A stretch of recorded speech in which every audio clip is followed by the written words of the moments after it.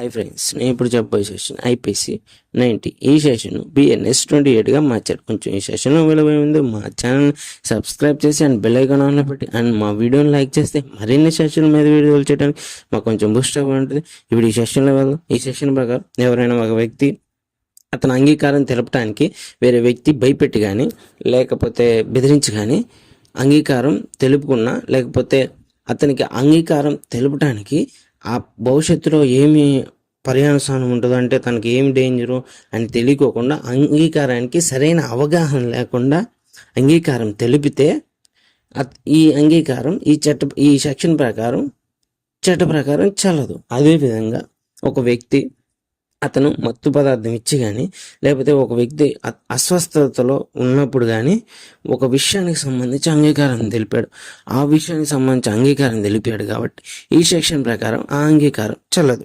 అదేవిధంగా ఒక వ్యక్తి అతను అస్వస్థతలో ఉన్నప్పుడు చెప్పాడు కాబట్టి అంగీకారం చెల్లదు.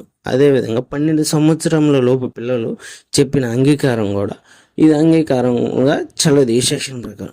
దీనికి ఒక ఎగ్జాంపుల్ ఏంటంటే, ఒక వ్యక్తికి చాలా ప్రాపర్టీ ఉంటే అతనుకి అస్వస్థత, అంటే కొంచెం పెద్దయినా అతనికి మైండ్ సరిగా ఉండదు. అతను ఆస్తి అంతా అతనికి ఇస్తాను, వేరే అతనికి ఇస్తాను, వాళ్ళ పిల్లలు కాకుండా వేరే అతనికి ఇస్తాను అని చెప్పేసి అన్నాడు. అనటం వల్ల ఆ అంగీకారం తెలిపడం వల్ల అది అంగీకారంగా పరిగణించబడదు ఈ చట్టం ప్రకారం. ఎందుకంటే అతను పూర్తి ఆరోగ్యంగా లేడు అండ్ పూర్తి మైండ్ స్థిమితంగా లేదు కాబట్టి ఈ సెక్షన్ ప్రకారం ఆ అంగీకారం చెల్లదు.